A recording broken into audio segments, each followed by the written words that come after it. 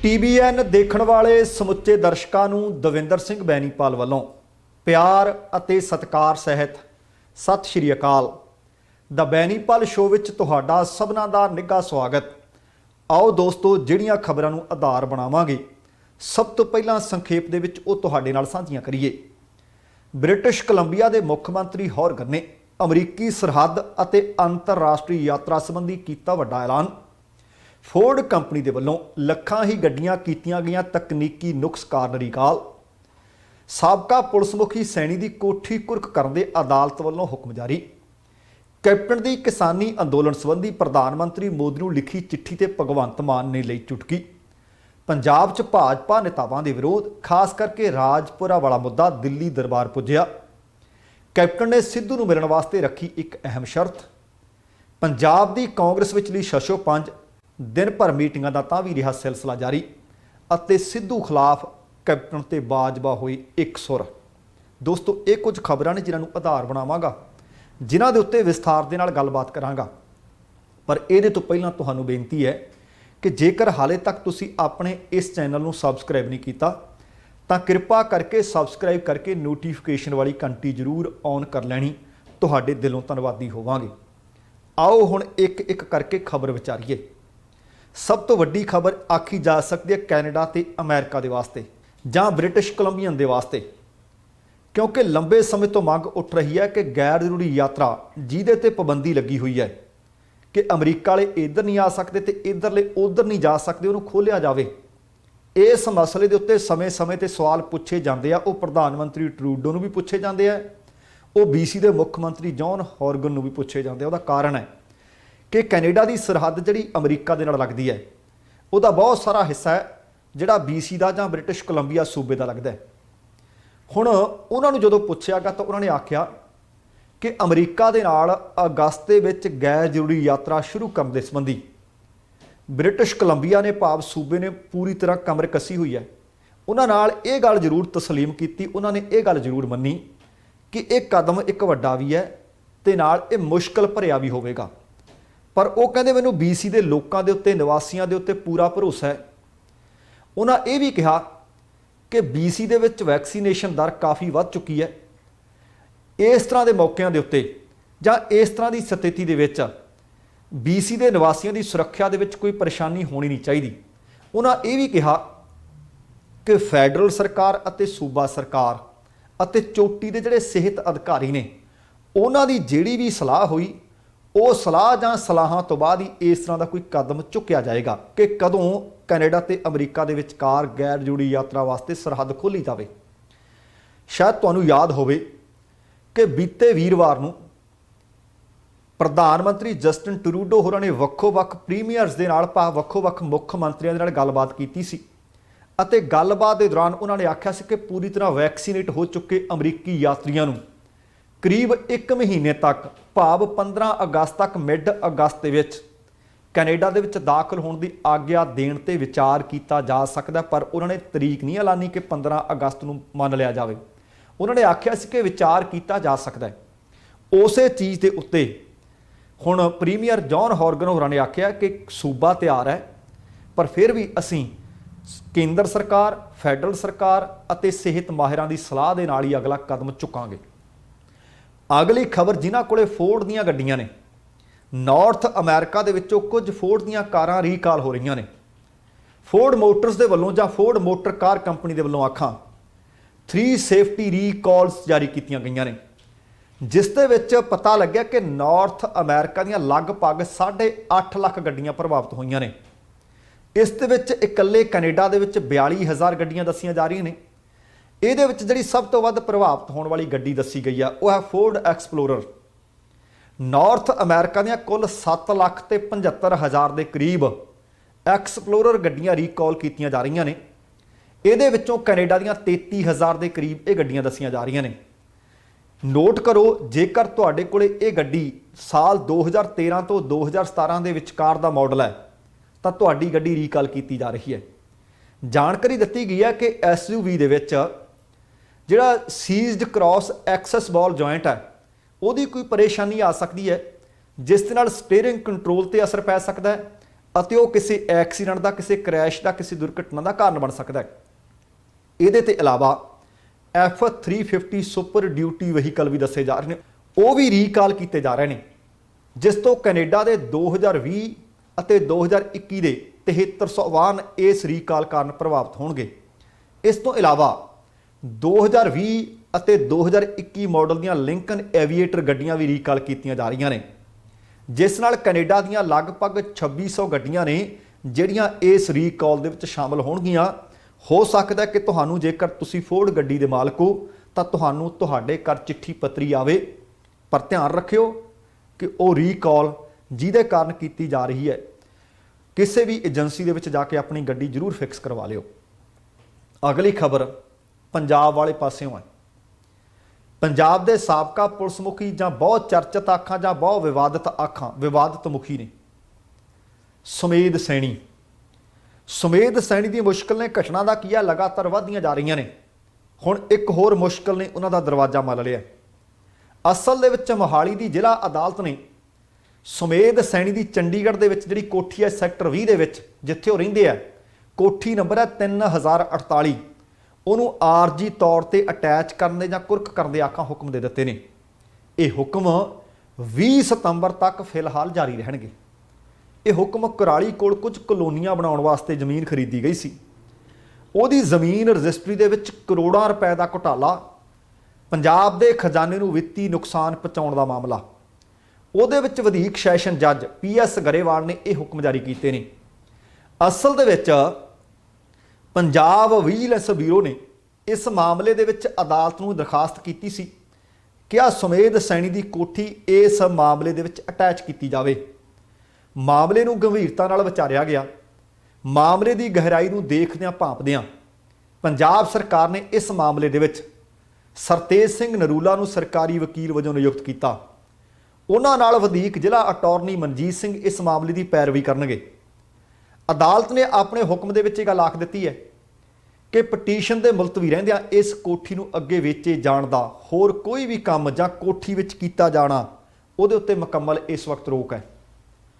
Vigilance bureau ਨੇ ਅਸਲ ਦੇ ਵਿੱਚ ਮੰਗ ਕੀਤੀ ਸੀ ਕਿ ਕੋਠੀ ਤੋਂ ਜਿਹੜਾ ਇਸ ਵਕਤ ਕਿਰਾਇਆ ਵੀ ਆ ਰਿਹਾ ਹੈ ਉਹ ਵੀ ਸਰਕਾਰੀ ਖਜ਼ਾਨੇ ਦੇ ਵਿੱਚ ਜਮ੍ਹਾਂ ਹੋਣਾ ਚਾਹੀਦਾ ਹੈ, ਕਿਉਂਕਿ ਇਸ ਵਕਤ ਸੁਮੇਧ ਸੈਣੀ ਇਸ ਕੋਠੀ ਦੇ ਵਿੱਚ ਪਤਾ ਲੱਗਿਆ ਕਿ ਕਿਰਾਏਦਾਰ ਵਜੋਂ ਰਹਿ ਰਹੇ ਨੇ। ਇਸ ਮਾਮਲੇ ਦੇ ਵਿੱਚ ਕੁਝ ਹੋਰ ਜਿਹੜੇ ਮੁੱਦੇ ਸੀ ਜਾਂ ਜਿਹੜੇ ਹੋਰ ਕੁਝ ਵਿਅਕਤੀ ਸਨ, ਉਹਨਾਂ ਨੂੰ ਵੀ ਕਾਰਨ ਦੱਸੋ ਨੋਟਿਸ ਭੇਜ ਦਿੱਤਾ ਗਿਆ ਕਿ ਉਹ ਦੱਸਣ ਕਿ ਇਸ ਕੋਠੀ ਨੂੰ ਅਸਥਾਈ ਤੌਰ ਤੇ ਅਟੈਚ ਕਰਨ ਦੇ ਜੋ ਹੁਕਮ ਦਿੱਤੇ ਗਏ ਨੇ, ਕਿਉਂ ਨਾ ਉਹਨਾਂ ਨੂੰ ਅੰਤਮ ਆਦੇਸ਼ ਮੰਨਿਆ ਜਾਵੇ। ਹੁਣ ਅਸਲ ਦੇ ਵਿੱਚ ਪੂਰਾ ਮਾਮਲਾ ਕੀ ਸੀ, ਉਹਦੇ ਉੱਤੇ ਥੋੜੀ ਜਿਹੀ ਰੌਸ਼ਨੀ ਪਾਉਣ ਦੀ ਜ਼ਰੂਰਤ ਹੈ। ਅਸਲ ਦੇ ਵਿੱਚ ਕੁਰਾਲੀ ਦੇ ਸਿਸਮਾ ਰੋਡ ਤੇ 2 ਕਲੋਨੀਆਂ ਕੱਟੀਆਂ ਗਈਆਂ। ਡ੍ਰੀਮ ਮੀਡੋਜ਼ ਇੱਕ ਕਲੋਨੀ ਚੋਂ ਲਗਭਗ 17.5 ਏਕੜ ਤੇ ਹੈ, ਦੂਸਰੀ ਕਲੋਨੀ ਪਤਾ ਲੱਗਿਆ ਕਿ 9 ਏਕੜ ਦੇ ਉੱਤੇ ਹੈ। ਇਸ ਦੀ ਖਰੀਦ ਕਰਕੇ ਨਕਸ਼ੇ ਵੀ ਪਾਸ ਕਰਵਾਏ ਗਏ, ਖਰੀਦਦਾਰਾਂ ਦੇ ਨਾਂ ਉੱਤੇ ਰਜਿਸਟਰੀਆਂ ਵੀ ਕਰਵਾਈਆਂ ਗਈਆਂ। ਪਰ ਜਿਹੜੇ ਦੋਸ਼ ਲੱਗੇ ਨੇ ਉਹ ਇਹ ਹੈ, ਇਸ ਮਾਮਲੇ 'ਚ ਇੱਕ ਨਾਮਜ਼ਦ ਮੁਲਜ਼ਮ ਨੇ ਖਰੀਦਦਾਰਾਂ ਨੂੰ ਫਾਇਦਾ ਪਹੁੰਚਾਉਣ ਦੇ ਵਾਸਤੇ ਪਤਾ ਲੱਗਾ ਕਿ ਆਪਣੇ ਅਹੁਦੇ ਦੀ ਦੁਰਵਰਤੋਂ ਕੀਤੀ। ਦੁਰਵਰਤੋਂ ਕਰਕੇ ਕਲੋਨੀਆਂ ਨੂੰ ਵੱਖੋ ਵੱਖਰੇ ਪੱਧਰ ਉੱਤੇ ਰੈਗੂਲਰ ਕਰਵਾਉਣ ਦੇ ਸਮੇਂ 2% ਦੇ ਹਿਸਾਬ ਨਾਲ ਕੰਪੋਜੀਸ਼ਨ ਫੀਸ ਜਮ੍ਹਾਂ ਕਰਵਾਈ, ਜਿਸ ਕਾਰਨ ਪੰਜਾਬ ਸਰਕਾਰ ਦੇ ਖਜ਼ਾਨੇ ਨੂੰ ਕਰੋੜਾਂ ਰੁਪਏ ਦਾ ਚੂਨਾ ਲੱਗਿਆ, ਘਾਟਾ ਪਿਆ। ਇਸ ਖਰੀਦ ਦੇ ਵਿੱਚ ਸਿਰਫ 2 ਕਰੋੜ 41 ਲੱਖ ਤੇ 97,000 ਰੁਪਏ ਰਜਿਸਟਰੀ ਦਾ ਖਰਚ ਅਦਾ ਕੀਤਾ ਗਿਆ, ਜਦ ਕਿ ਇਸ ਜ਼ਮੀਨ ਦੀ ਖਰੀਦ ਤੇ ਵੇਚੇ ਜਾਣ ਦੇ ਵਿੱਚ ਕੁੱਲ 8 ਕਰੋੜ 17 ਲੱਖ 69,287 ਰੁਪਏ ਖਰਚ ਹੋਏ। ਕਈ ਕਰੋੜ ਦਾ ਗਬਨ ਕੀਤਾ ਗਿਆ। ਦੋਸ਼ ਹੈ ਕਿ ਇੰਜ ਜੋ ਰਕਮ ਬਚਾਈ ਗਈ ਉਹਦੇ ਉੱਤੋਂ ਹੀ ਆ ਜਿਹੜੀ 20 ਨੰਬਰ ਵਾਲੀ ਕੋਠੀ ਹੈ, 20 ਨੰਬਰ ਸੈਕਟਰ ਦੇ ਵਿੱਚ ਕੋਠੀ ਨੰਬਰ 3048 ਆ, ਉਹ ਖਰੀਦੀ ਗਈ ਆ ਕਰੋੜਾਂ ਰੁਪਏ ਦੀ। ਫਿਰ ਤੇ ਜਿਹਦੇ ਵਿੱਚ ਇਸ ਵਕਤ ਪੰਜਾਬ ਦੇ ਸਾਬਕਾ ਪੁਲਿਸ ਮੁਖੀ ਸੁਮੇਧ ਸੈਣੀ ਕਿਰਾਏ ਤੇ ਰਹਿੰਦੇ ਹੈ। ਸੈਣੀ ਇਸ ਕੋਠੀ ਦੀ ਪਹਿਲੀ ਮੰਜ਼ਲ ਦਾ ਹਰ ਮਹੀਨੇ 2.5 ਲੱਖ ਰੁਪਏ ਕਿਰਾਇਆ ਦੇ ਰਹੇ ਨੇ, ਜਿਹਨੂੰ ਹੁਣ ਆਖਿਆ ਗਿਆ ਕਿ ਇਹ ਵੀ ਸਰਕਾਰੀ ਖਜ਼ਾਨੇ 'ਚ ਜਮ੍ਹਾਂ ਹੋਵੇ। ਹੁਣ ਇਸ ਮਾਮਲੇ ਦੇ ਵਿੱਚ ਸੁਮੇਧ ਸੈਣੀ ਤੋਂ ਇਲਾਵਾ ਮੁਲਜ਼ਮ ਕਿਹੜਾ ਦੱਸਿਆ ਜਾ ਰਿਹਾ ਹੈ। ਅਸਲ ਦੇ ਵਿੱਚ ਪੰਜਾਬ ਵਿਜੀਲੈਂਸ ਬਿਊਰੋ ਨੇ ਇਸ ਮਾਮਲੇ ਦੇ ਵਿੱਚ ਕੰਪਨੀ ਦੇ ਡਾਇਰੈਕਟਰ ਦਵਿੰਦਰ ਸਿੰਘ ਸੰਧੂ, GM ਨਗੇਂਦਰ ਰਾਓ, एक सेवा मुक्त PCS अफसर ने अशोक कुमार सिक्का, होर एक व्यक्ति ने उन्होंने नाम दसा जा रहा है सागर भाटिया, ये भी सेवा मुक्त STP नगर निगम पटियाला तो ने। ये तो इलावा फेज नंबर 3 के रहने वाले सुरिंदरजीत सिंह, एक इन्हां दे विच जसपाल सिंह दसे जा रहे हैं, सनी इनकलेव के रहने वाले तरनजीत सिंह बाबा दसे जा रहे हैं, चंडीगढ़ के रहने वाले निमरतदीप सिंह दसे जा रहे हैं, तो कुछ एक व्यक्तियों का नाम ये होर भी शुमार है। हुण भावें कुछ भी होवे, तुसीं ये देखो कि जेकर बंदा एडे वड्डे अहुदे ते है, उहदी ओह दुरवरतों करे, कलोनियां कटाउण दे विच अपना पैसा धेला जां शेयर रखे ते बाद दे विच कोठी लवे, जिहदे कारण विजिलेंस ब्यूरो ने एक कार्रवाई कीती, पटीशन पाई ते मानयोग अदालत ने इस कोठी नूं कुर्क करदे हुक्म जारी कर दित्ते है। अगली जिहड़ी खबर है वह किसानी अंदोलन दे नाल सीधा सीधा संबंध रखती है। असल दे विच पंजाब दे मुख मंत्री कैप्टन अमरिंदर सिंह चिट्ठी लिखते हैं, चिट्ठी लिखते हैं वो किसान अंदोलन के मुतालक भारत के प्रधानमंत्री नरेंद्र दामोदर दास मोदी होरां नूं। इस चिट्ठी के उत्ते हुण कलेश जिहा पै गया। कैप्टन अमरिंदर सिंह दे वल्लों जिहड़ी चिट्ठी लिखी गई सी ਉਹਦੇ ਵਿੱਚ ਜ਼ਿਕਰ ਸੀ कि कुछ खालिस्तानी इस अंदोलन ਦੇ ਵਿੱਚ शामिल हो सकते हैं, अंदोलन ਨੂੰ खत्म करवाउण वास्ते अतवादी गतिविधियों ਨੂੰ अंजाम दे सकते हैं, ਤੇ ਉਹਨਾਂ ਨੇ प्रधान मंत्री मोदी ਨੂੰ अपील ਕੀਤੀ ਸੀ कि ਇਹਦਾ ਕੋਈ फौरी तौर ਤੇ हल किया जाए, नहीं तो ਇਹਦੇ ਤੇ खतरे की घंटी है। देखो एक गल तो है, ਇਹਦੇ ਤੋਂ इनकार नहीं किया जा सकता। हो सकता कि कुछ इस तरह की मंशा वालियां जथेबंदियां जां लोग उस अंदोलन का हिस्सा बन जाण, पर ਇਹਦੇ ਉੱਤੇ ਭਗਵੰਤ ਮਾਨ ਜਿਹੜੇ ਸੰਗਰੂਰ ਤੋਂ ਆਮ ਆਦਮੀ ਪਾਰਟੀ ਦੇ ਸੰਸਦ ਮੈਂਬਰ ਨੇ, ਉਹਨਾਂ ਨੇ ਕੁਝ ਤਿੱਖੇ ਸਵਾਲ ਕੀਤੇ ਹੈ, ਕਿਉਂਕਿ ਨਰਿੰਦਰ ਮੋਦੀ ਨੂੰ ਅਪੀਲ ਕੀਤੀ ਸੀ ਕੈਪਟਨ ਅਮਰਿੰਦਰ ਸਿੰਘ ਨੇ, ਉਹਦੇ ਤੇ ਪੰਜਾਬ ਆਪ ਦੇ ਪ੍ਰਧਾਨ ਵੀ ਨੇ ਤੇ ਸੰਸਦ ਮੈਂਬਰ ਵੀ ਨੇ ਭਗਵੰਤ ਮਾਨ, ਉਹਨਾਂ ਨੇ ਇਸ ਚਿੱਠੀ ਨੂੰ ਤੇ ਇਸ ਮਨਸ਼ਾ ਨੂੰ ਮੰਦਭਾਗਾ ਕਰਾਰ ਦਿੱਤਾ ਹੈ। ਉਹਨਾਂ ਕਿਹਾ ਕਿ ਕੈਪਟਨ ਅੱਤਵਾਦ ਦਾ ਡਰ ਦਿਖਾਉਣਾ ਚਾਹੁੰਦਾ ਹੈ, ਉਹ ਕਿਸਾਨੀ ਅੰਦੋਲਨ ਨੂੰ ਲੀਹ ਤੋਂ ਲਾਉਣ ਦੀ ਕੋਸ਼ਿਸ਼ ਕਰ ਰਿਹਾ ਹੈ। ਉਹ ਕਹਿੰਦੇ ਕੈਪਟਨ ਨੂੰ ਖੇਤੀ ਕਾਨੂੰਨਾਂ ਦੇ ਖਿਲਾਫ ਅੰਦੋਲਨ ਕਰ ਰਹੇ ਕਿਸਾਨਾਂ ਨੂੰ ਗਰਮ ਦਲੀਏ ਜਾਂ ਖਾਲਿਸਤਾਨੀ ਕਹਿ ਕੇ ਬਦਨਾਮ ਕਰਨ ਤੋਂ ਬਚਣਾ ਚਾਹੀਦਾ ਹੈ, ਕਿਉਂਕਿ ਭਾਰਤ ਦੇ ਕਿਸਾਨ ਆਪਣੀ ਸਰਕਾਰ ਤੋਂ ਫਸਲਾਂ ਦੇ ਸਹੀ ਭਾਅ ਲੈਣ ਲਈ ਸ਼ਾਂਤਮਈ ਅੰਦੋਲਨ ਕਰ ਰਹੇ ਨੇ, ਨਾ ਕਿ ਕੋਈ ਹਥਿਆਰਬੰਦ ਅੰਦੋਲਨ ਚਲਾ ਰਹੇ ਨੇ।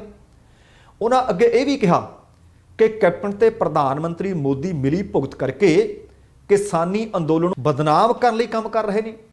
ਉਹ ਕਹਿੰਦੇ ਦੇਸ਼ ਦਾ ਬੱਚਾ ਬੱਚਾ ਜਾਣਦਾ ਹੈ ਕਿ ਕਿਸਾਨੀ ਅੰਦੋਲਨ ਤੇ ਸਰਹੱਦ ਪਾਰ ਅਤਵਾਦ ਵਿਚਕਾਰ ਕੋਈ ਦੂਰ ਦੂਰ ਤੱਕ ਸੰਬੰਧ ਨਹੀਂ, ਪਰ ਕੈਪਟਨ ਸਰਕਾਰ ਜਾਂ ਖੁਦ ਕੈਪਟਨ ਕਿਸਾਨਾਂ ਸਿਰ ਦੋਸ਼ ਮੜ ਰਹੇ ਨੇ।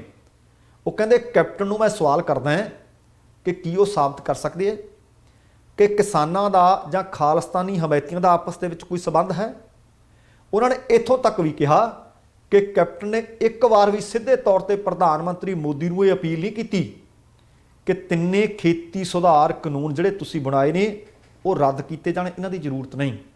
ਪਰ ਹੁਣ ਇਸ ਖਬਰ ਤੇ ਜੇ ਟਿੱਪਣੀ ਕਰਨੀ ਹੋਵੇ, ਅਸਲ ਦੇ ਵਿੱਚ ਸਾਰੀਆਂ ਸਿਆਸੀ ਪਾਰਟੀਆਂ ਨੂੰ ਰਿੜਕ ਰਹੀਆਂ ਨੇ, ਪਾਣੀ 'ਚ ਮਧਾਣੀ ਪਾ ਰਹੀਆਂ ਨੇ। ਕੇਂਦਰ ਸਰਕਾਰ ਨੇ ਕਾਨੂੰਨ ਬਣਾ ਤੇ ਉਹ ਕਹੀ ਜਾਂਦਾ ਕਿ ਇਹ ਚੰਗੇ ਕਾਨੂੰਨ ਨੇ, ਆਮਦਨ ਦੁੱਗਣੀ ਹੋਏਗੀ। ਉਹ ਤਾਂ ਇੱਥੋਂ ਤੱਕ ਕਹਿੰਦੇ ਨੇ ਕਿ ਜੇ ਸਾਡੇ ਨਾਲ ਗੱਲਬਾਤ ਕਰਨੀ ਹੈ ਇਹ ਸ਼ਰਤ ਛੱਡੋ ਤੇ ਆ ਜਾਓ। 2 ਦਿਨ ਪਹਿਲਾਂ ਤੋਮਰ ਸਾਹਿਬ ਨੇ ਆਖਿਆ ਸੀ ਕਿ ਕਿਸਾਨ ਇਹਨਾਂ ਕਾਨੂੰਨਾਂ ਦਾ ਫਾਇਦਾ ਲੈਣ। ਭਗਵੰਤ ਮਾਨ ਆਪਣੇ ਨਿਸ਼ਾਨੇ ਵੀ ਨਹੀਂ ਜਾਂਦਾ ਤੇ ਕੈਪਟਨ ਅਮਰਿੰਦਰ ਨੂੰ ਲੱਗਦਾ ਕਿ ਜੇ ਉੱਥੇ ਉਲਝੇ ਰਹਿਣਗੇ ਕਿਸਾਨ ਤਾਂ ਉਹਨਾਂ ਦੇ ਜਿਹੜੇ ਨਿਸ਼ਾਨੇ ਨੇ ਸਾਡੇ ਵੱਲ ਨਹੀਂ ਆਉਣਗੇ। ਦੇਖੋ ਇਸ ਗੱਲ ਤੋਂ ਇਨਕਾਰ ਨਹੀਂ ਕੀਤਾ ਜਾ ਸਕਦਾ ਕਿ ਕਿਸੇ ਵੀ ਅੰਦੋਲਨ ਵਿੱਚ ਕੋਈ ਘੁਸਪੈਠ ਕਰ ਸਕਦਾ, ਪਰ ਸਾਨੂੰ ਅੰਦੋਲਨ ਦੀ ਇਤਿਹਾਸ ਜਾਂ ਹਿਸਟਰੀ ਦੇਖਣੀ ਪਏਗੀ। ਪਿਛਲੇ 8-10 ਮਹੀਨੇ ਚੱਲ ਰਿਹਾ ਅੰਦੋਲਨ ਜ਼ੋਬਨ ਤੇ ਹੈ। ਕਿੰਨੇ ਕੁ ਲੋਕਾਂ ਨੇ ਘੁਸਪੈਠ ਕਰ ਲਈ। ਜੇ ਕਿਸੇ ਨੇ ਘੁਸਪੈਠ ਕਰਨ ਦੀ ਕੋਸ਼ਿਸ਼ ਕੀਤੀ ਤਾਂ ਉਹ ਜੱਗ ਜ਼ਾਹਰ ਹੋ ਗਿਆ। ਹਾਂ, ਕੈਪਟਨ ਅਮਰਿੰਦਰ ਸਿੰਘ ਇਹ ਤਾਂ ਲਿਖਣ ਕਿ ਠੀਕ ਹੈ ਬਈ ਕਿਸਾਨ ਅੰਦੋਲਨ ਕਰ ਰਹੇ ਨੇ, ਇਹ ਮਸਲਾ ਹੱਲ ਕਰੋ, ਪਰ ਇਹ ਕਹਿ ਦੇਣਾ ਕਿ ਇਹਦੇ ਤੇ ਅੱਤਵਾਦ ਦਾ ਹਮਲਾ ਹੋਣ ਵਾਲਾ ਹੈ। ਤੁਹਾਡੀ ਇਸ ਤਰ੍ਹਾਂ ਦੀ ਕਿਹੜੀ ਏਜੰਸੀ ਹੈ ਕੈਪਟਨ ਅਮਰਿੰਦਰ ਸਿੰਘ ਜੀ ਜਿਹੜੀ ਤੁਹਾਨੂੰ ਖੁਫੀਆ ਰਿਪੋਰਟਾਂ ਦੇ ਰਹੀ ਹੈ? ਕੇਂਦਰ ਸਰਕਾਰ ਕੋਲ ਇਸ ਤਰ੍ਹਾਂ ਦੀ ਕੋਈ ਏਜੰਸੀ ਹੋ ਨਹੀਂ। ਕਿਤੇ ਤੁਸੀਂ ਉਹਨਾਂ ਦਾ ਕੰਮ ਸੁਖਾਲਾ ਤਾਂ ਨਹੀਂ ਕਰ ਰਹੇ? ਇਹ ਆਪਣੇ ਆਪ ਵਿੱਚ ਸੱਚਮੁੱਚ ਵੱਡਾ ਸਵਾਲ ਹੈ। ਅਗਲੀ ਖਬਰ ਭਾਰਤੀ ਜਨਤਾ ਪਾਰਟੀ ਪੰਜਾਬ ਤੇ ਕੇਂਦਰ ਦੇ ਨਾਲ ਸੰਬੰਧਿਤ ਖਬਰ ਹੈ। ਖਬਰ ਇਹ ਵੀ ਕਿਸਾਨਾਂ ਨਾਲ, ਖਬਰ ਇਹ ਵੀ ਕਿਸਾਨੀ ਅੰਦੋਲਨ ਨਾਲ ਸੰਬੰਧਿਤ ਖਬਰ ਹੈ। ਰਾਜਪੁਰਾ ਦੇ ਵਿੱਚ ਤੁਹਾਨੂੰ ਪਤਾ ਹੈ ਕਿ ਬੀਤੇ ਹਫ਼ਤੇ ਭਾਜਪਾ ਨੇਤਾਵਾਂ ਨੂੰ ਇੱਕ ਘਰ ਦੇ ਵਿੱਚ ਬੰਦੀ ਬਣਾਇਆ ਗਿਆ। ਇਸ ਮਾਮਲੇ ਦੇ ਵਿੱਚ ਪੰਜਾਬ ਭਾਜਪਾ ਦੇ ਲੀਡਰ ਦਿੱਲੀ ਵਿੱਚ ਪਹੁੰਚੇ ਹੋਏ ਸੀ ਅਤੇ ਭਾਜਪਾ ਦੇ ਕੌਮੀ ਪ੍ਰਧਾਨ JP ਨੱਡਾ ਨੂੰ ਮਿਲੇ। ਭਾਜਪਾ ਦੇ ਜਿਹੜੇ ਸੂਬੇ ਦੇ ਲੀਡਰ ਨੇ ਉਹਨਾਂ ਨੇ ਦੱਸਿਆ ਕਿ ਕਿਸਾਨਾਂ ਦੇ ਵਿਰੋਧ ਦੇ ਵਿਚਕਾਰ ਉਹ ਲੋਕਾਂ ਕੋਲ ਇਹ ਤਾਂ ਦੱਸੋ ਕਿ ਜਾਈਏ ਕਿਵੇਂ। ਤੁਸੀਂ ਕਹਿੰਦੇ ਹੋ ਕਿ ਲੋਕਾਂ ਦੇ ਨਾਲ ਮੀਟਿੰਗਾਂ ਕਰੋ, ਤਾਂ ਜਿਹੜੇ ਭਾਜਪਾ ਪ੍ਰਧਾਨ ਨੇ JP ਨੱਡਾ ਉਹਨਾਂ ਨੇ ਪੰਜਾਬ ਦੇ ਜਿਹੜੇ ਭਾਜਪਾ ਲੀਡਰ ਨੇ ਉਹ ਕਹਿੰਦੇ ਦੇਖੋ ਜਾਣਾ ਤਾਂ ਤੁਹਾਨੂੰ ਪਏਗਾ, ਲੋਕਾਂ ਨਾਲ ਨੇੜਤਾ ਤੁਹਾਨੂੰ ਬਣਾਉਣੀ ਪਏਗੀ, ਪਰ ਉਹ ਕਹਿੰਦੇ ਜਿਹੜੀ ਰਾਜਪੁਰੇ ਵਾਲੀ ਘਟਨਾ ਹੈ ਉਹਦੇ ਤੋਂ ਅਸੀਂ ਪੂਰੀ ਤਰ੍ਹਾਂ ਜਾਣੂ ਹੈ ਅਤੇ ਭਰੋਸਾ ਵੀ ਦਿਵਾਉਂਦੇ ਹਾਂ ਕਿ ਅੱਗੇ ਤੋਂ ਅਜਿਹੀ ਘਟਨਾ ਨਹੀਂ ਹੋਏਗੀ। ਹੁਣ ਇਹਦੇ ਤੇ ਜੇ ਟਿੱਪਣੀ ਕਰਨੀ ਹੋਵੇ ਕਿਵੇਂ ਆਖਿਆ ਜਾ ਸਕਦਾ ਕਿ ਨਹੀਂ ਹੋਏਗੀ? ਕੀ ਇਹ ਤੁਸੀਂ ਆਪਣੇ ਬੰਦੇ ਭੇਜ ਕੇ ਕਰਵਾਈ ਸੀ? ਨਹੀਂ, ਇੰਜ ਨਹੀਂ ਸੀ, ਕਿਉਂਕਿ ਗੁੱਸਾ ਬਹੁਤ ਹੈ ਲੋਕਾਂ ਦੇ ਵਿੱਚ ਕਿ ਸਾਡੀ ਗੱਲ ਸਾਡੀ ਚੁਣੀ ਹੋਈ ਸਰਕਾਰ ਸੁਣ ਨਹੀਂ ਰਹੀ। ਜਾਂ ਤਾਂ ਨੱਡਾ ਸਾਹਿਬ ਇਹ ਦੱਸਣ ਕਿ ਕਾਨੂੰਨਾਂ ਦਾ ਮਸਲਾ ਹੱਲ ਕੀਤਾ ਜਾ ਰਿਹਾ, ਜੇ ਹੱਲ ਹੁੰਦਾ ਹੈ ਤਾਂ ਆਪਾਂ ਆਖ ਸਕਦੇ ਹਾਂ ਕਿ JP ਨੱਡਾ ਸਾਹਿਬ ਬਿਲਕੁਲ ਸਹੀ ਗੱਲ ਆਖ ਰਹੇ ਨੇ, ਸਟੀਕ ਗੱਲ ਆਖ ਰਹੇ ਨੇ। ਜਦੋਂ ਹੱਲ ਨਹੀਂ ਹੋਣਾ ਫਿਰ ਇਹ ਘਟਨਾਵਾਂ ਰੁਕਣਗੀਆਂ ਕਿਵੇਂ? ਦੂਸਰੇ ਪਾਸੇ ਉਹਨਾਂ ਨੇ ਕਿਹਾ ਕਿ ਉਹ ਪੰਜਾਬ ਦੇ ਮੁੱਖ ਮੰਤਰੀ ਕੈਪਟਨ ਅਮਰਿੰਦਰ ਸਿੰਘ ਅਤੇ ਪੰਜਾਬ ਦੇ DGP ਦੇ ਨਾਲ ਇਸ ਮਸਲੇ ਤੇ ਗੱਲਬਾਤ ਕਰਨਗੇ। ਉਹਨਾਂ ਨੇ ਇਹ ਵੀ ਕਿਹਾ ਕਿ ਵਰਕਰ ਆਪਣੀ ਕੋਈ ਪ੍ਰਤੀਕਿਰਿਆ ਦਿੱਤੇ ਬਗੈਰ ਸ਼ਾਂਤੀਪੂਰਵਕ ਤਰੀਕੇ ਨਾਲ ਬੈਠਕਾਂ ਕਰਨ, ਪ੍ਰੋਗਰਾਮ ਕਰਨ, ਪਾਰਟੀ ਦੀਆਂ ਨੀਤੀਆਂ ਲੋਕਾਂ ਤੱਕ ਪਹੁੰਚਾਉਂਦੇ ਰਹਿਣ। ਕਿਸਾਨਾਂ ਦੇ ਵਿਰੋਧ ਨੂੰ ਲੈ ਕੇ ਕੇਂਦਰ ਸਰਕਾਰ ਤੇ ਭਾਜਪਾ ਹਾਈ ਕਮਾਨ ਉਹ ਕਹਿੰਦੇ ਸੱਚਮੁੱਚ ਚਿੰਤਤ ਹੈ, ਇਹਦਾ ਹੱਲ ਕਰਨ ਦੀ ਕੋਸ਼ਿਸ਼ ਕੀਤੀ ਜਾ ਰਹੀ ਹੈ। ਹੁਣ ਜਿਹੜੇ ਦਿੱਲੀ ਭਾਜਪਾ ਦੇ ਲੀਡਰ ਗਏ ਸੀ ਪੰਜਾਬ ਤੋਂ ਚੱਲ ਕੇ, ਉਹਨਾਂ ਨੇ ਦੱਸਿਆ ਕਿ ਰਾਜਪੁਰਾ ਦੇ ਵਿੱਚ ਸਾਡੇ ਲੀਡਰਾਂ ਨੂੰ ਰਾਤ ਭਰ ਤੱਕ ਬੰਦੀ ਬਣਾ ਕੇ ਰੱਖਿਆ। ਉਹਦੇ ਨਾਲ ਸਾਨੂੰ ਸੰਦੇਸ਼ ਕੀ ਗਿਆ? ਆਹੀ ਤਾਂ ਗੱਲ ਬੀਤੇ ਦਿਨੀ ਅਨਿਲ ਜੋਸ਼ੀ ਹੋਰਾਂ ਨੇ ਆਖੀ ਸੀ ਕਿ ਤੁਹਾਡੇ ਤੇ ਕੁੱਟ ਵੀ ਪਈ ਜਾਂਦੀ ਹੈ, ਤੁਸੀਂ ਉਹਨਾਂ ਦੇ ਆਖੇ ਲੱਗ ਕੇ ਮੀਟਿੰਗਾਂ ਵੀ ਕਰਨ ਜਾਂਦੇ ਹੋ, ਆਮ ਵਰਕਰ ਤੱਕ ਸੰਦੇਸ਼ ਕੀ ਜਾਂਦਾ ਹੈ? ਫਿਰ ਪਤਾ ਲੱਗਿਆ ਸੀ ਕਿ ਸ਼ੁੱਕਰਵਾਰ ਦੀ ਰਾਤ ਪੰਜਾਬ ਦੇ ਲੀਡਰਾਂ ਨੂੰ JP ਨੱਡਾ ਦਾ ਭਾਵ ਕੇਂਦਰ ਦਾ ਉਹਨਾਂ ਨੂੰ ਹੁਕਮ ਮਿਲਦਾ ਕਿ ਆਓ ਸਾਡੇ ਨਾਲ ਮੀਟਿੰਗ ਕਰੋ। ਸ਼ਨੀਚਰਵਾਰ ਦੀ ਸਵੇਰੇ ਸਵੇਰੇ ਕੱਪੜੇ ਲੀੜੇ ਪਾਏ ਤੇ 11 ਵਜੇ ਨੂੰ ਇਹ ਦਿੱਲੀ ਪਹੁੰਚ ਗਏ। ਇਹਨਾਂ ਦੇ ਵਿੱਚ ਪਤਾ ਲੱਗਿਆ ਕਿ ਪੰਜਾਬ ਭਾਜਪਾ ਦੇ ਪ੍ਰਧਾਨ ਅਸ਼ਵਨੀ ਸ਼ਰਮਾ ਵੀ ਸੀ, ਜਿਨ੍ਹਾਂ ਨੇ ਭਾਜਪਾ ਦੇ ਕੇਂਦਰੀ ਪ੍ਰਧਾਨ JP ਨੱਡਾ ਅਤੇ ਅਮਿਤ ਸ਼ਾਹ ਦੇ ਨਾਲ ਬੈਠਕ ਕੀਤੀ। ਇਸ ਸੰਦੇਸ਼ ਤੇ ਅਸ਼ਵਨੀ ਸ਼ਰਮਾ ਦੇ ਨਾਲ ਭੁਪੇਸ਼ ਅਗਰਵਾਲ, ਜਿਨ੍ਹਾਂ ਦਾ ਰਾਜਪੁਰਾ ਦੇ ਵਿੱਚ ਘਿਰਾਓ ਹੋਇਆ ਸੀ, ਉਹ ਵੀ ਗਏ। ਸ਼ਹਿਰੀ ਪ੍ਰਧਾਨ ਹਰਿੰਦਰ ਕੋਹਲੀ ਵੀ ਗਏ। ਦਿਹਾਤੀ ਪ੍ਰਧਾਨ ਵਿਕਾਸ ਸ਼ਰਮਾ ਵੀ ਗਏ। ਰਾਜਪੁਰਾ ਦੇ ਵੱਡੇ ਲੀਡਰ ਆਖ ਸਕਦੇ ਹਾਂ, ਜਾਂ ਇਹ ਸ਼ਬਦ ਵਧੀਆ ਰਹੂਗਾ ਵਿਵਾਦਤ ਲੀਡਰ ਆਖ ਸਕਦੇ ਹਾਂ, ਹਰਜੀਤ ਗਰੇਵਾਲ, ਉਹ ਵੀ ਗਏ। ਤੇ ਕੁਝ ਇੱਕ ਇਹਨਾਂ ਦੇ ਨਾਲ ਲੀਡਰ ਹੋਰ ਵੀ ਸੀ ਜਿਨ੍ਹਾਂ ਨੇ ਜਾ ਕੇ ਕੌਮੀ ਪ੍ਰਧਾਨ JP ਨੱਡਾ ਦੇ ਨਾਲ ਮੁਲਾਕਾਤ ਕੀਤੀ ਹੈ। ਪਰ ਇਸ ਮੀਟਿੰਗ ਦੇ ਵਿੱਚ ਦੁੱਖੜੇ ਆਪਣੇ ਵੀ ਰੋਏ ਨੇ। ਪਤਾ ਲੱਗਿਆ ਕਿ ਦੁਪਹਿਰ 12 ਵਜੇ ਤੋਂ ਲਗਭਗ 1 ਵਜੇ ਤੱਕ ਲਗਭਗ 1 ਘੰਟਾ ਇਹਨਾਂ ਦੀ ਮੀਟਿੰਗ ਹੁੰਦੀ ਰਹੀ। ਪਰ ਉਹਦੇ ਵਿੱਚ ਇਹਨਾਂ ਨੂੰ ਸੁਨੇਹਾ ਕੀ ਦਿੱਤਾ ਕਿ ਪੰਜਾਬ 'ਚ ਮੁੜ ਕੇ ਜਾਓ, ਆਪਣੀਆਂ ਬੈਠਕਾਂ ਕਰੋ। ਪਰ ਇਹਨਾਂ ਨੇ ਅਸਮਰਥਾ ਪ੍ਰਗਟਾਈ ਕਿ ਯਾਰ ਅਸੀਂ ਕਰੀਏ ਤਾਂ ਦੱਸੋ ਕੀ ਕਰੀਏ, ਸਾਨੂੰ ਤਾਂ ਘੇਰ ਲੈਂਦੇ ਨੇ, ਸਾਡੇ ਤਾਂ ਕੱਪੜੇ ਤੱਕ ਲਾ ਦਿੱਤੇ ਜਾਂਦੇ ਨੇ, ਸਾਨੂੰ ਤਾਂ ਬੰਦੀ ਬਣਾ ਦਿੱਤਾ ਜਾਂਦਾ ਹੈ। ਉਹ ਕਹਿੰਦੇ ਹੌਸਲਾ ਰੱਖੋ, ਆਪਣੇ ਪ੍ਰੋਗਰਾਮ ਨਿਰਵਿਘਨ ਜਾਰੀ ਰੱਖੋ, ਕੇਂਦਰੀ ਹਾਈ ਕਮਾਂਡ ਦਾ ਤੁਹਾਨੂੰ ਪੂਰਾ ਸਮਰਥਨ ਹੈ ਤੇ ਅਸੀਂ ਕਿਸਾਨਾਂ ਵਾਲਾ ਮਸਲਾ ਹੱਲ ਵੀ ਕਰਨਾ ਚਾਹੁੰਦੇ ਹਾਂ। ਹੁਣ ਹੱਲ ਕਿਵੇਂ ਹੋ? ਹੁਣ ਹੱਲ ਹੋਣਾ ਜਾਂ ਨਹੀਂ ਹੋਣਾ, ਪਰ ਦੂਸਰੇ ਪਾਸੇ ਕਿਸਾਨਾਂ ਨੇ ਇਹ ਗੱਲ ਆਖ ਦਿੱਤੀ ਹੈ ਕਿ ਭਾਵੇਂ ਤੁਸੀਂ ਸਾਡੇ ਹੱਥੀਂ ਹੱਥ ਕੜੀਆਂ ਲਾ ਦਿਓ, ਭਾਵੇਂ ਤੁਸੀਂ ਸਾਨੂੰ ਪਾਣੀ ਦੀਆਂ ਵਿਛਾੜਾਂ ਮਾਰੋ, ਭਾਵੇਂ ਤੁਸੀਂ ਡਾਂਗਾ ਮਾਰੋ, ਜਿੰਨੀ ਦੇਰ ਤੱਕ ਮਸਲਾ ਹੱਲ ਨਹੀਂ ਹੁੰਦਾ ਭਾਰਤੀ ਜਨਤਾ ਪਾਰਟੀ ਅਤੇ ਉਹਨਾਂ ਦੀਆਂ ਸਹਿਯੋਗੀ ਪਾਰਟੀਆਂ ਦਾ ਅਸੀਂ ਵਿਰੋਧ ਕਰਾਂਗੇ। ਕੱਲ੍ਹ ਚੰਡੀਗੜ੍ਹ ਵਿੱਚ ਵੀ ਇੰਝ ਹੀ ਹੋਇਆ।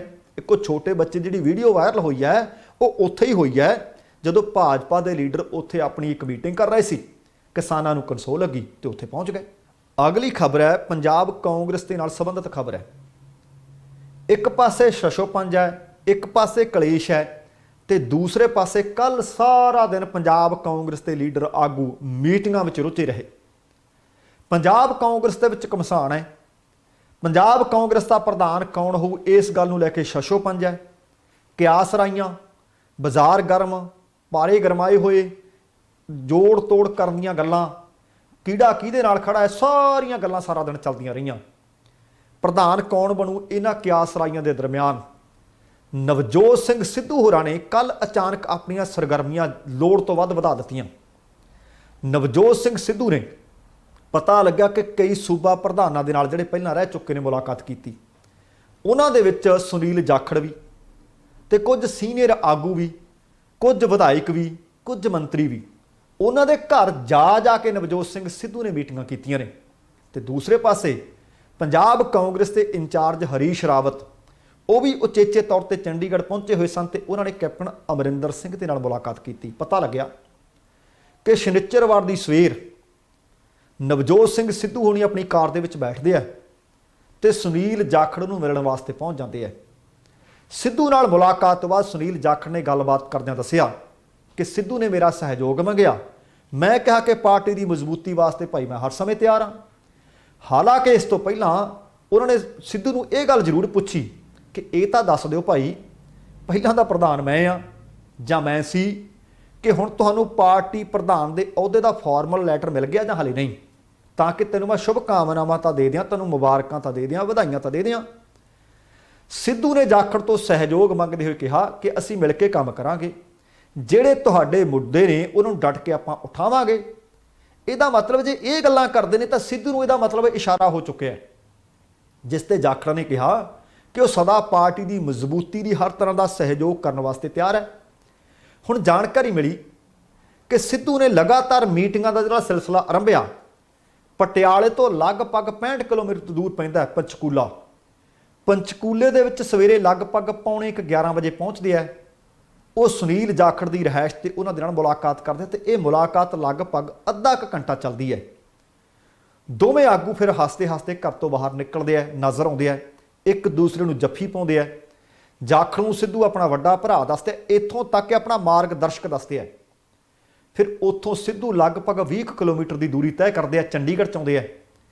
ਚੰਡੀਗੜ੍ਹ ਦੇ ਵਿੱਚ ਪਾਰਟੀ ਦੇ ਕੁਝ ਸੀਨੀਅਰ ਆਗੂ ਨੂੰ ਮਿਲਦੇ ਆ, ਜਿੱਥੇ ਉਹ ਸੀਨੀਅਰ ਆਗੂ ਨੇ ਮੰਤਰੀ ਨੇ ਸੁਖਜਿੰਦਰ ਸਿੰਘ ਰੰਧਾਵਾ ਨਾਲ ਮੁਲਾਕਾਤ ਕਰਦੇ ਆ। ਉਹਦੇ ਤੋਂ ਬਾਅਦ ਸੁਖਜਿੰਦਰ ਰੰਧਾਵਾ ਪੱਤਰਕਾਰਾਂ ਦੇ ਸਾਹਮਣੇ ਆਉਂਦੇ ਆ ਕਿ ਪਾਰਟੀ ਦੇ ਅੰਦਰ ਸਭ ਕੁਝ ਠੀਕ ਠਾਕ ਹੋ, ਇਹ ਵੀ ਗੱਲ ਕਹਿੰਦੇ ਆ। ਫਿਰ ਸਿੱਧੂ ਕੁਝ ਹੋਰ ਮੰਤਰੀਆਂ ਤੇ ਵਿਧਾਇਕਾਂ ਨੂੰ ਮਿਲਦੇ ਆ, ਉਹਨਾਂ ਕੋਲੋਂ ਮੰਗ ਕਰਦੇ ਆ ਕਿ ਹੁਣ ਮੈਨੂੰ ਤੁਹਾਡਾ ਸਾਥ ਚਾਹੀਦਾ ਹੈ। ਅਸਲ ਦੇ ਵਿੱਚ ਉਹਨਾਂ ਨੇ ਸੈਕਟਰ 39 'ਚ ਪੰਜਾਬ ਮੰਡੀ ਬੋਰਡ ਦੇ ਚੇਅਰਮੈਨ ਲਾਲ ਸਿੰਘ ਨਾਲ ਵੀ ਮੁਲਾਕਾਤ ਕੀਤੀ, ਵਿਧਾਇਕ ਰਾਜਿੰਦਰ ਸਿੰਘ ਨੂੰ ਵੀ ਮਿਲੇ। ਉਹਨਾਂ ਦੇ ਨਾਲ ਕੁਝ ਹੋਰ ਵਿਧਾਇਕ ਸੀ, ਦਰਸ਼ਨ ਬਰਾੜ ਸੀ, ਫਾਜ਼ਿਲਕਾ ਦੇ ਵਿਧਾਇਕ ਦਵਿੰਦਰ ਘੁਬਾਇਆ ਸਨ, ਗੁਰਦਾਸਪੁਰ ਤੋਂ ਵਿਧਾਇਕ ਬਰਿੰਦਰਜੀਤ ਸਿੰਘ ਪਾੜਾ ਸਨ, ਸਹਿਕਾਰਤਾ ਮੰਤਰੀ ਸੁਖਜਿੰਦਰ ਰੰਧਾਵਾ ਵੀ ਉਸ ਵਕਤ ਉੱਥੇ ਹੀ ਸੀ। ਇਹਦੇ ਤੋਂ ਇਲਾਵਾ ਪੰਜਾਬ ਕਾਂਗਰਸ ਦੇ 3 ਸਾਬਕਾ ਪ੍ਰਧਾਨ ਪ੍ਰਤਾਪ ਸਿੰਘ ਬਾਜਵਾ ਨੂੰ ਵੀ ਮਿਲੇ, ਉਹ ਲਾਲ ਸਿੰਘ ਨੂੰ ਵੀ ਮਿਲੇ, ਸ਼ਮਸ਼ੇਰ ਸਿੰਘ ਦੂਲੋ ਨੂੰ ਵੀ ਮਿਲੇ, ਜਿਸ ਤਰ੍ਹਾਂ ਮੈਂ ਪਹਿਲਾਂ ਜ਼ਿਕਰ ਕਰ ਰਿਹਾ ਕਿ ਮੌਜੂਦਾ ਪ੍ਰਧਾਨ ਸੁਨੀਲ ਜਾਖੜ ਨੂੰ ਮਿਲੇ। ਉਹਨਾਂ ਨੇ ਇਹਨਾਂ ਦੇ ਨਾਲ ਫੋਟੋਆਂ ਵੀ ਖਿਚਵਾਈਆਂ ਤੇ ਫਿਰ ਟਵੀਟ ਵੀ ਕੀਤੀਆਂ। ਪਤਾ ਲੱਗਿਆ ਕਿ ਪਟਿਆਲਾ ਵਾਲੀ ਰਿਹਾਇਸ਼ ਦੇ ਉੱਤੇ ਵਿਧਾਇਕ ਪ੍ਰਗਟ ਸਿੰਘ ਨਵਜੋਤ ਸਿੰਘ ਸਿੱਧੂ ਨੂੰ ਉਚੇਚੇ ਤੌਰ ਤੇ ਮਿਲਣ ਵਾਸਤੇ ਪਹੁੰਚੇ। ਪ੍ਰਗਟ ਤੇ ਸਿੱਧੂ ਇੱਕ ਦੂਸਰੇ ਦੇ ਨਜ਼ਦੀਕੀ ਵੀ ਮੰਨੇ ਜਾਂਦੇ ਆ। ਪ੍ਰਗਟ ਨੇ ਕਿਹਾ ਕਿ ਸਿੱਧੂ ਇੱਕ ਵੱਡਾ ਚਿਹਰਾ ਹੈ, ਜੇਕਰ ਕਾਂਗਰਸ ਪਾਰਟੀ ਉਹਨਾਂ ਨੂੰ ਅੱਗੇ ਲਾਉਂਦੀ ਹੈ ਤੇ ਉਹਨਾਂ ਦੀ ਅਗਵਾਈ ਦੇ ਵਿੱਚ ਚੋਣਾਂ ਲੜੀਆਂ ਜਾਂਦੀਆਂ ਨੇ ਤਾਂ ਇਹਦਾ ਕਾਂਗਰਸ ਨੂੰ ਵੱਡਾ ਫਾਇਦਾ ਹੋਊਗਾ। ਅਮਰਿੰਦਰ ਰਾਜਾ ਵੜਿੰਗ ਵੀ ਪਹੁੰਚਦੇ ਆ, ਕੁਲਬੀਰ ਜ਼ੀਰਾ ਵੀ ਪਹੁੰਚਦੇ ਆ। ਹੁਣ ਇੱਥੋਂ ਪਤਾ ਲੱਗਦਾ ਕਿ ਨਵਜੋਤ ਸਿੰਘ ਸਿੱਧੂ ਜਿਹੜਾ ਇਹਨਾਂ ਤੋਂ ਜਾ ਕੇ ਕਹਿੰਦੇ ਕਿ ਮੈਨੂੰ ਤੁਹਾਡਾ ਸਹਿਯੋਗ ਚਾਹੀਦਾ ਹੈ, ਤੁਸੀਂ ਮੈਨੂੰ ਸਹਿਯੋਗ ਦਿਓ, ਸੀਨੀਅਰ ਮੰਤਰੀਆਂ ਨੂੰ ਵੀ ਕਹਿੰਦੇ ਆ, ਵਿਧਾਇਕਾਂ ਨੂੰ ਵੀ ਕਹਿੰਦੇ ਆ ਤੇ ਸਾਬਕਾ ਪ੍ਰਧਾਨਾਂ ਨੂੰ ਵੀ ਕਹਿੰਦੇ ਆ। ਇੱਥੋਂ ਪਤਾ ਲੱਗਦਾ ਕਿ ਸਿਰਫ ਐਲਾਨ ਹੋਣਾ ਬਾਕੀ ਹੈ, ਸਿੱਧੂ ਨੂੰ ਉਹਨਾਂ ਨੇ ਗ੍ਰੀਨ ਸਿਗਨਲ ਦੇ ਦਿੱਤਾ ਹੈ। ਇਹ ਗੱਲਾਂ ਕੈਪਟਨ ਅਮਰਿੰਦਰ ਸਿੰਘ ਦੇ ਕੰਨੀ ਵੀ ਪਹੁੰਚੀਆਂ ਹੋਈਆਂ ਨੇ। ਜਿਸ ਤਰ੍ਹਾਂ ਮੈਂ ਜ਼ਿਕਰ ਕਰ ਰਿਹਾ ਸੀ ਕਿ ਹਰੀਸ਼ ਰਾਵਤ ਮਿਲਣ ਵਾਸਤੇ ਪਹੁੰਚਦੇ ਆ ਤੇ ਹਰੀਸ਼ ਰਾਵਤ ਦੇ ਕੋਲ ਫਿਰ ਕੁਝ ਇੱਕ ਸ਼ਰਤਾਂ ਰੱਖਦੇ ਆ। ਕਹਿੰਦੇ ਸ਼ਰਤਾਂ ਰੱਖੀਆਂ ਗਏ ਨੇ ਸਿਸਵਾ ਵਾਲੇ ਫਾਰਮ ਹਾਊਸ ਤੇ, ਜਦੋਂ ਹਰੀਸ਼ ਰਾਵਤ ਤੇ ਕੈਪਟਨ ਦੀ ਆਪਸੀ ਮੁਲਾਕਾਤ ਹੁੰਦੀ ਹੈ। ਬੇਸ਼ੱਕ ਮੁਲਾਕਾਤ ਤੋਂ ਬਾਅਦ ਹਰੀਸ਼ ਰਾਵਤ ਨੇ ਇੱਕ ਟਵੀਟ ਵੀ ਕੀਤਾ ਤੇ ਮੀਡੀਆ ਦੇ ਸਾਹਮਣੇ ਵੀ ਆਇਆ, ਪਰ ਪੱਤੇ ਬਹੁਤੇ ਨਹੀਂ ਸੀ ਖੋਲੇ। ਉਹਨਾਂ ਨੇ ਕਿਹਾ ਕਿ ਕਾਂਗਰਸ ਪ੍ਰਧਾਨ ਸੋਨੀਆ ਗਾਂਧੀ ਦਾ ਕੈਪਟਨ ਅਮਰਿੰਦਰ ਸਿੰਘ ਹਰ ਫੈਸਲਾ ਮੰਨਣਗੇ। ਪਰ ਜਿਹੜੇ ਅੰਦਰੂਨੀ ਸੂਤਰ ਨੇ ਉਹ ਖਬਰ ਦੇ ਰਹੇ ਨੇ ਕਿ ਕੈਪਟਨ ਅਮਰਿੰਦਰ ਸਿੰਘ ਨੇ ਹਾਈ ਕਮਾਨ ਨੂੰ ਸਾਫ਼-ਸਾਫ਼ ਆਖ ਦਿੱਤਾ ਕਿ ਉਹ ਨਵਜੋਤ ਸਿੰਘ ਸਿੱਧੂ ਨੂੰ ਉਦੋਂ ਤੱਕ ਨਹੀਂ ਮਿਲਦੇ। ਕਦੋਂ ਤੱਕ? ਆ ਇੱਕ ਸ਼ਰਤ ਰੱਖ ਦਿੱਤੀ ਕਿ ਸ਼ਰਤ ਇਹ ਹੈ, ਜਾਂ ਇਹ ਆਖ ਸਕਦੇ ਆ ਕਿ ਲੱਗਦਾ ਉਹਨਾਂ ਨੂੰ ਕਿ ਸ਼ਾਇਦ ਇਹ ਨਵਜੋਤ ਸਿੰਘ ਸਿੱਧੂ ਸ਼ਰਤ ਮੰਨੂਗਾ ਨਹੀਂ। ਜੇ ਕਹਿੰਦੇ ਤੁਸੀਂ ਕਲੇਸ਼ ਸੁਲਝਾਉਣਾ ਚਾਹੁੰਦੇ ਹੋ ਤਾਂ ਆ ਤਲਖ ਟਿੱਪਣੀ ਕਰਕੇ ਸ਼ਰਤ ਰੱਖੀ ਹੈ। ਉਹਨਾਂ ਨੇ ਇਹ ਆਖਿਆ ਕਿ ਕਾਂਗਰਸ ਹਾਈ ਕਮਾਨ ਪਹਿਲੀ ਗੱਲ ਪੰਜਾਬ ਕਾਂਗਰਸ ਦੇ ਮੁੱਦੇ ਨੂੰ ਠੀਕ ਤਰ੍ਹਾਂ ਹੈਂਡਲ ਨਹੀਂ ਕਰ ਰਹੀ। ਦੂਸਰੀ ਗੱਲ ਕਿ ਨਿਸ਼ਚਿਤ ਤੌਰ ਤੇ ਜੇਕਰ ਕਾਂਗਰਸ ਦਾ ਪ੍ਰਧਾਨ ਨਵਜੋਤ ਸਿੰਘ ਸਿੱਧੂ ਨੂੰ ਤੁਸੀਂ ਥਾਪਣਾ ਚਾਹੁੰਦੇ ਹੋ, इस मुद्दे ते सानू इकट्ठिਆਂ ਨੂੰ ਤੋਰਨਾ ਚਾਹੁੰਦੇ ਹੋ ਤਾਂ ਤੁਸੀਂ ਇਸ ਮੁੱਦੇ ਨੂੰ ਪਹਿਲੀ ਗੱਲ ਤਾਂ ਠੀਕ ਢੰਗ ਨਾਲ ਹੈਂਡਲ ਕਰੋ। ਦੂਸਰਾ, ਨਵਜੋਤ ਸਿੰਘ ਸਿੱਧੂ ਜਿੰਨੀ ਦੇਰ ਤੱਕ ਜਨਤਕ ਤੌਰ ਤੇ ਮੁਆਫੀ ਨਹੀਂ ਮੰਗਦਾ, ਜਿਹੜੀਆਂ ਮੇਰੇ ਖਿਲਾਫ ਟਿੱਪਣੀਆਂ ਕੀਤੀਆਂ ਨੇ, ਉਨੀ ਦੇਰ ਉਹਦੇ ਨਾਲ ਬੈਠਣ ਦਾ ਸਵਾਲ ਨਹੀਂ। ਫਿਰ ਪਤਾ ਲੱਗਿਆ ਕਿ ਹਰੀਸ਼ ਰਾਵਤ ਦੇ ਕੋਲ ਸੋਨੀਆ ਗਾਂਧੀ ਦਾ ਇੱਕ ਬੰਦ ਲਿਫਾਫਾ ਸੀ। ਉਹ ਬੰਦ ਲਿਫਾਫੇ ਵਿੱਚ ਕੀ ਕੁਝ ਲਿਖਿਆ ਗਿਆ, ਨਵਜੋਤ ਸਿੰਘ ਸਿੱਧੂ ਨੂੰ ਕੀ ਪ੍ਰਧਾਨ ਬਣਾਉਣ ਦੇ ਬਾਬਤ ਲਿਖਿਆ ਗਿਆ ਜਾਂ ਕੈਪਟਨ ਅਮਰਿੰਦਰ ਸਿੰਘ ਵਾਸਤੇ ਕੁਝ ਹਦਾਇਤਾਂ ਭੇਜੀਆਂ ਗਈਆਂ ਨੇ, ਇਹ ਤਾਂ ਅਮਰਿੰਦਰ ਸਿੰਘ ਲਿਫਾਫਾ ਖੋਲ੍ਹ ਕੇ ਦੱਸਣਗੇ। ਪਰ ਹਰੀਸ਼ ਰਾਵਤ ਨੇ ਉਹ ਬੰਦ ਚਿੱਠੀ, ਉਹ ਬੰਦ ਲਿਫਾਫਾ ਅਮਰਿੰਦਰ ਸਿੰਘ ਨੂੰ ਦਿੱਤਾ ਅਤੇ ਵਾਪਸ ਦਿੱਲੀ ਪਰਤ ਗਿਆ। ਪਰ ਸ਼ਰਤ ਪਤਾ ਲੱਗਿਆ ਉਹਨਾਂ ਨੇ ਰੱਖ ਦਿੱਤੀ ਹੈ ਕਿ ਪਹਿਲਾਂ ਸਿੱਧੂ ਜਨਤਕ ਤੌਰ ਤੇ ਮੁਆਫੀ ਮੰਗੇ ਤੇ ਆਪਣੀਆਂ ਨਾਰਾਜ਼ਗੀਆਂ, ਆਪਣੇ ਕੰਸਰਨ ਹਰੀਸ਼ ਰਾਵਤ ਦੇ ਕੰਨੀ ਪਾ ਦਿੱਤੇ ਹੈ ਤੇ ਹੁਣ ਸੋਨੀਆ ਗਾਂਧੀ ਨੂੰ ਜਾ ਕੇ ਮਿਲਣਗੇ। ਪਰ ਨਾਲ ਇਹ ਆਖ ਦਿੱਤਾ ਹੈ ਕਿ ਹਾਈ ਕਮਾਨ ਜੋ ਆਖੂਗੀ ਮੈਨੂੰ ਮਨਜ਼ੂਰ ਹੈ। ਤੇ ਦੂਸਰੇ ਪਾਸੇ ਇਹਨਾਂ ਸਾਰੀਆਂ ਮੀਟਿੰਗਾਂ ਤੋਂ ਬਾਅਦ ਜਦੋਂ ਨਵਜੋਤ ਸਿੰਘ ਸਿੱਧੂ ਵੱਖ-ਵੱਖ ਵਿਧਾਇਕਾਂ ਨੂੰ, ਮੰਤਰੀਆਂ ਨੂੰ, ਸਾਬਕਾ ਪ੍ਰਧਾਨਾਂ ਨੂੰ ਮਿਲ ਰਹੇ ਸੀ, ਉਧਰ ਹਰੀਸ਼ ਰਾਵਤ ਨੇ ਮੁਲਾਕਾਤ ਕਰ ਲਈ ਕੈਪਟਨ ਅਮਰਿੰਦਰ ਸਿੰਘ ਦੇ ਨਾਲ। ਉਹਦੇ ਤੋਂ ਬਾਅਦ ਫਿਰ ਦੋ ਦਿੱਗਜ ਲੀਡਰ ਨੇ, ਵੱਡੇ ਲੀਡਰ ਨੇ, ਰਾਜ ਸਭਾ ਦੇ ਮੈਂਬਰ ਵੀ ਨੇ ਅਤੇ ਪੰਜਾਬ ਕਾਂਗਰਸ ਦੇ ਸਾਬਕਾ ਪ੍ਰਧਾਨ ਵੀ ਨੇ, ਪ੍ਰਤਾਪ ਸਿੰਘ ਬਾਜਵਾ। ਪਤਾ ਲੱਗਿਆ ਕਿ ਕੈਪਟਨ ਤੇ ਬਾਜਵਾ ਨੇ ਇਕੱਠਿਆਂ ਰਾਤ ਦਾ ਭੋਜਨ ਕੀਤਾ। ਦੱਸਿਆ ਜਾ ਰਿਹਾ ਹੈ ਕਿ ਮੁੱਖ ਮੰਤਰੀ ਕੈਪਟਨ ਅਮਰਿੰਦਰ ਸਿੰਘ ਨੇ ਪ੍ਰਤਾਪ ਸਿੰਘ ਬਾਜਵਾ ਸਮੇਤ ਕੁਝ ਆਗੂ ਨੂੰ ਰਾਤ ਦੇ ਖਾਣੇ ਦਾ ਸੱਦਾ ਦਿੱਤਾ।